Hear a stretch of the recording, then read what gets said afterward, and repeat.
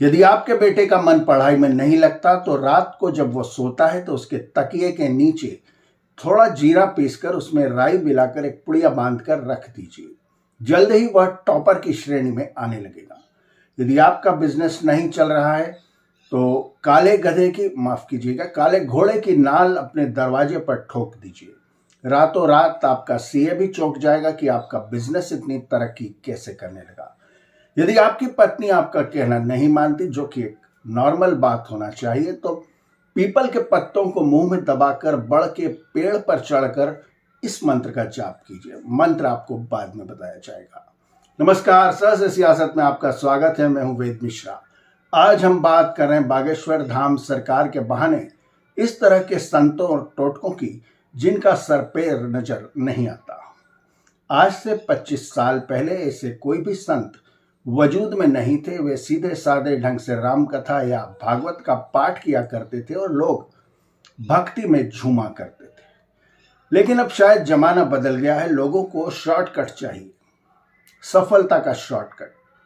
उन्हें इस बात में कोई दिलचस्पी नहीं। राम कथा वो हजारों साल से सुन रहे, कृष्ण को सब जानते हैं, लेकिन बताया यह जाना चाहिए और उनकी यह जानने में दिलचस्पी है कि रातों रात धन की कोठरी का इंतजाम कैसे हो, या फिर रातों रात सफलता के दरवाजे कैसे खुल जाए, या उनके बेटे की जॉब कैसे लग जाए। इस तरह की समस्याओं का हल जब से शॉर्टकट ढूंढने का शुरू किया गया है, तब से ऐसे संतों की बाढ़ आ गई है। और न सिर्फ संतों की, बल्कि सोशल मीडिया पर भी आप आए दिन एक न एक व्यक्ति ऐसा देख पाएंगे जो इस तरह की बातें करता हुआ नजर आएगा। पिछले दिनों नागपुर में अंधश्रद्धा उन्मूलन सेवा समिति नाम के एक एनजीओ ने बाबा बागेश्वर धाम, जिनका नाम धीरेन्द्र शास्त्री है और वे 26 साल के नौजवान हैं, को चुनौती दी कि आप अपना चमत्कार हमारे सामने सिद्ध कीजिए। अंधश्रद्धा उन्मूलन समिति नागपुर में एक बहुत ही प्रसिद्ध एनजीओ है जो वहां लगातार काम करता है। उसकी शुरुआत इसलिए हुई थी कि काफी समय पहले महाराष्ट्र में यह आम था कि गांव में किसी भी महिला को डायन या चुड़ैल बताकर मार दिया जाता था। इसी सोच को लेकर अंधश्रद्धा उन्मूलन समिति का गठन हुआ, जो इस तरह के चमत्कार आम जनता के बीच में करती है और उसका कारण बताती है कि यह चमत्कार किस विज्ञान की किस ट्रिक की वजह से किए जाते हैं। उसी अंधश्रद्धा उन्मूलन समिति के उपाध्यक्ष श्याम मानव ने बागेश्वर धाम सरकार को चुनौती दी कि आप अपने चमत्कार हमारे सामने करके दिखाएं। उन्मूलन समिति का कहना है कि बाबा ने अपना बोरिया बिस्तर 2 दिन पहले ही गोल कर दिया, जबकि बाबा के भक्तों का कहना है कि बाबा कहीं नहीं गए, उनका 2 दिन पहले ही जाने का प्रोग्राम था। उसके बाद से बागेश्वर धाम सरकार का एक वीडियो और आया है जिसमें उन्होंने सनातन धर्म के खिलाफ बोलने वालों को बुरी तरह लताड़ा है। आश्चर्य की बात है कि इस तरह के बाबाओं का या फिर किसी भी तरह के धर्म चर्चा करना या उस पर तर्क करना सनातन धर्म के खिलाफ कैसे हो सकता है। सनातन धर्म किसी बंद पुस्तक का नाम नहीं। वह आंख बंद करके किसी भी श्रद्धा को यकीन करने का यकीन नहीं दिलाती, बल्कि वहां शास्त्रार्थ और तर्क की हजारों साल पुरानी परंपरा रही है। इसलिए हिंदू धर्म को या सनातन धर्म को इस तरह के सीखचों में बंद करना कि उस पर बहस की गुंजाइश न रहे, सरासर गलत होगा और न ही ऐसी परंपरा सनातन धर्म की रही है। फिर ये संत इस तरह की बात जब इनके सामने आती है तो ये उससे भागने की कोशिश क्यों करते हैं? क्यों नहीं अपने आप को सिद्ध करने के लिए अंधश्रद्धा उन्मूलन समिति जैसे लोगों के सामने स्वयं पेश हो जाएं और अपनी बात को सिद्ध करें? लेकिन ये ऐसा नहीं करते, इसलिए शक का दायरा और गहराता है। याद कीजिए पुट्टपर्ती के साईं बाबा, जिनके चमत्कारों की बड़ी चर्चा हुआ करती थी। कहा जाता है कि एक बार जादूगर बीएन सरकार उनसे मिलने पहुंचे और उन्होंने भी वही जादू कर दिखाया जो सत्य साईं बाबा किया करते थे। जाहिर है बाबा के भक्तों ने उन्हें धक्के देकर निकाल दिया।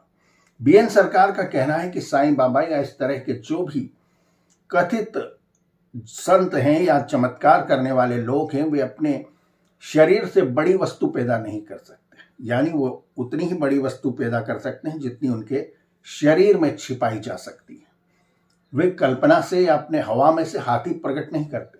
वे छोटा सा शिवलिंग प्रकट करते हैं या घड़ी प्रकट करते हैं। जाहिर है इस तरह की ट्रिक कोई सीखना कोई बहुत बड़ी बात नहीं। लेकिन सवाल ये पैदा होता है कि हिंदुस्तान संतों का, चमत्कारों का, तांत्रिकों का देश है, लेकिन ये सभी तांत्रिक एक साथ मिलकर कोई बड़ा चमत्कार क्यों नहीं करते? क्या इस तरह के संत कोई ऐसी ट्रिक नरेंद्र मोदी को क्यों नहीं बताते कि देश की गरीबी एक झटके में दूर हो जाए या प्रत्येक व्यक्ति के खाते में 1 करोड़ रुपए आ जाए? जाहिर है ऐसा संभव नहीं है। यहां पर वही तरकीब काम करती है जो छोटी मोटी हो, जिसे सिद्ध करना संभव नहीं है। आजकल इस तरह के चमत्कारिक संतों की आलोचना करने में बड़ी दिक्कतें हैं। लोग तुरंत आपको सनातन धर्म के खिलाफ पेश करने लग जाते हैं और यहां तक कहने लग जाते हैं कि आप हिंदू विरोधी हैं और फलाने संत तो राष्ट्र की भक्ति कर रहे हैं या राष्ट्रवादी संत हैं, इसलिए उनकी आलोचना नहीं होना चाहिए। राष्ट्रवादी होना एक स्वाभाविक बात है, हर हिंदुस्तानी को राष्ट्रवादी होना चाहिए। इसमें किसी संत के राष्ट्रवादी होने पर बहुत बड़ी बात कहना या वो संत राष्ट्रवादी है ये बहुत बड़ी बात है, बिल्कुल ऐसा नहीं होना चाहिए और न ये बड़ी बात है। प्रत्येक भारतवर्ष में रहने वाले हर व्यक्ति को राष्ट्रवादी होना चाहिए, तो उसमें यदि संत राष्ट्रवादी हैं तो इट्स नेचुरल, इसे होना ही चाहिए। लेकिन तुरंत ही इस तरह की आलोचना करने पर आजकल हिंदू विरोधी होने का फतवा भी जारी किया जाता है।